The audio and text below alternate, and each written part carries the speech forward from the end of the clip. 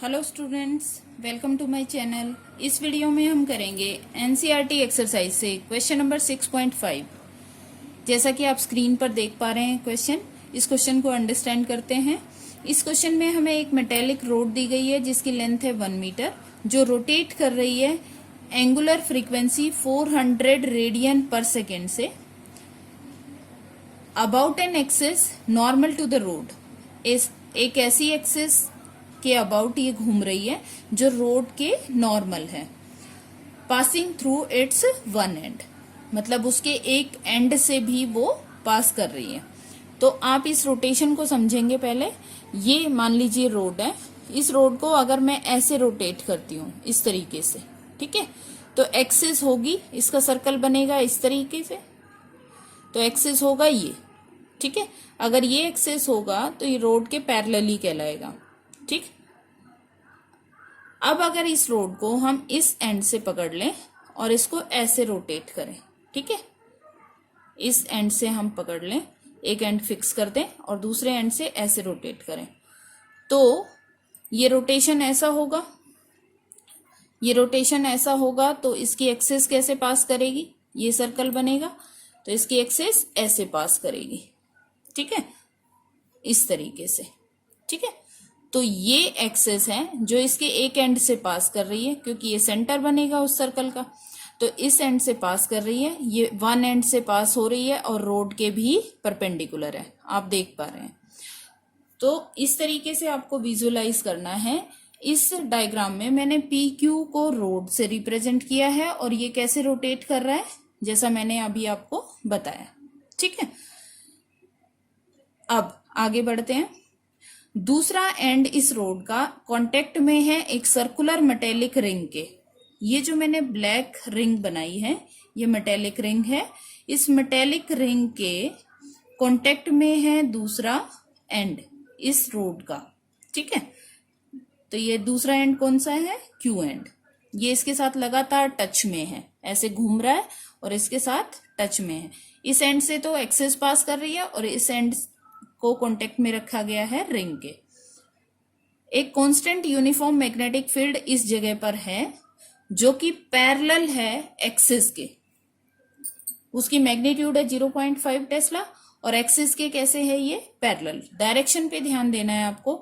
मान लीजिए आपने रोटेशन ऐसा दिखाया है जो कि मैंने रिप्रेजेंट किया है इस डायग्राम में, तो ये है क्लॉकवाइज।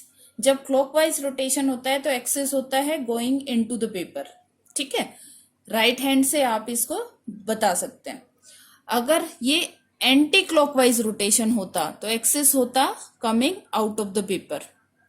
अब मैंने यहां पर रिप्रेजेंट कैसा किया है, क्लॉकवाइज, तो क्लॉकवाइज के हिसाब से कैसा बनता है, गोइंग इनटू द पेपर। तो ये एक्सिस हो गई हमारी। इस एक्सिस के पैरेलल मैग्नेटिक फील्ड दिखाना है तो अंदर जाते हुए ही हमें क्या दिखाना पड़ेगा, मैग्नेटिक फील्ड। तो इस जगह पर मैग्नेटिक फील्ड है, सब जगह पर यूनिफॉर्म मैग्नेटिक फील्ड है और उसकी मैग्नीट्यूड है 0.5 टेस्ला और कैसा है वो, पैरेलल टू द एक्सिस। अगर आप इस डायग्राम को उल्टा बनाते हैं, मतलब एंटी क्लॉकवाइज रोटेशन दिखाते हैं ऐसे, तो ध्यान रखना है आपको, मैग्नेटिक फील्ड आपकी डॉट के फॉर्म में रिप्रेजेंट करना है उस केस में, क्योंकि हमें पैरेलल टू द एक्सिस दिया गया है मैग्नेटिक फील्ड की डायरेक्शन, ठीक है। अगर डायग्रामेटिकली करेक्टली ड्रॉ करना चाहते हैं इसको। अब आगे क्वेश्चन में हमसे पूछा जा रहा है कि ईएमएफ कितनी डेवलप होगी सेंटर और रिंग के बीच में। सेंटर है पी पॉइंट और रिंग के कांटेक्ट में है क्यू पॉइंट। इस रोड के दोनों पॉइंट के बीच में कितना ईएमएफ इंड्यूस होगा। तो जैसे ही हम ये डायग्राम बनाएंगे रिकॉल हो जाएगा आपको कि एक रोड है जो रोटेट कर रही है मैग्नेटिक फील्ड में परपेंडिकुलरली, इस तरीके से रोटेट कर रही है कि वो मैग्नेटिक फील्ड को कट कर रही है। आप समझ पा रहे हैं, ये मैग्नेटिक फील्ड लाइंस है और ये रोड ऐसे रोटेट कर रही है, तो ऐसे रोटेट करेगी तो इन मैग्नेटिक फील्ड लाइंस को कट करेगी, ठीक है। तो यहां पर ईएमएफ इंड्यूस होगा, ठीक है। कितना होगा वो हमने मोशनल ईएमएफ में किया हुआ है थ्योरी पार्ट में। तो फॉर्मूला हम डिराइव कर चुके हैं। इसका फॉर्मूला था half B L square omega, EMF कितना इंड्यूस होगा, half B L square omega. इसको आर से भी रिप्रेजेंट करते हैं, कई बुक्स में अलग अलग तरीके से रिप्रेजेंट किया गया है, मैं इसको एल से रिप्रेजेंट कर रही हूँ, लेंथ ऑफ द रोड। तो बी हमें गिवन है, एल हमें गिवन है, ओमेगा हमें गिवन है। ठीक है, बस आपको चेक कर लेना है कि सारी चीजें हमें एसआई सिस्टम में दी हुई हूं, नहीं है तो आप उसको कन्वर्ट कर लें पहले। तो यहां पर हम चेक करते हैं, तो ये सारी चीजें कैसी दी हुई है एसआई सिस्टम में, तो हम डायरेक्टली वैल्यू पुट कर देते हैं। बी की वैल्यू है 0.5, एल की वैल्यू है 1 और ओमेगा की वैल्यू है 400। ठीक है, इसको हम सॉल्व करते हैं तो ये हो जाता है 100 वोल्ट। तो ईएमएफ, रिक्वायर्ड ईएमएफ हमें कितनी मिल गई है, जो हमसे पूछी जा रही थी कि कितनी इंड्यूस होगी, वो मिल गई है 100 वोल्ट। ठीक है, ये तो मैग्नीट्यूड का कैलकुलेशन हो गया। इस क्वेश्चन में नहीं पूछा जा रहा है, बट इस क्वेश्चन को थोड़ा सा एक्सटेंड करके भी पूछा जा सकता है एग्जाम में, कि रोड के पॉइंट्स की या एंड्स की पोलैरिटी भी बताइए, या सेंटर और रिंग के पोलैरिटी बताइए। ठीक है, तो आपको ईएमएफ की डायरेक्शन भी बतानी पड़ सकती है। ये पोलैरिटी बताने के लिए आपको इंड्यूस्ड करंट की डायरेक्शन फाइंड आउट करनी पड़ेगी। ठीक है, तो उसके लिए आप right hand, Fleming's right hand rule लगा सकते हैं। फ्लेमिंग्स राइट हैंड रूल आप सब जानते हैं, ये मैग्नेटिक फील्ड होता है, ये मोशन ऑफ द रोड होता है, और ये इंड्यूस्ड करंट होता है। ठीक है, तो पता लगाने के लिए हम सेट करते हैं फिंगर्स को इस तरीके से, बी अंदर जाते हुए है, वी डाउनवर्ड डायरेक्शन, और एल है हमारा ये। ठीक है, तो अब पता करते हैं। देखिए, मैग्नेटिक फील्ड अंदर जाते हुए, आई होप आप क्लियरली देख पा रहे होंगे, और मोशन है नीचे की तरफ। तो ये वाली फिंगर हमारी इंड्यूस्ड करंट को रिप्रेजेंट करती है, ये मोशन को। तो मोशन नीचे की तरफ होना चाहिए, नीचे की तरफ मतलब इस तरीके से। ठीक है, देखिए ये है इंड्यूस्ड करंट, ये है मैग्नेटिक फील्ड, ये है मोशन। ठीक है, तो मोशन किस डायरेक्शन में है, v डाउनवर्ड, और b है गोइंग इनटू द पेपर। तो ये वाली फिंगर किस डायरेक्शन में है, राइट में।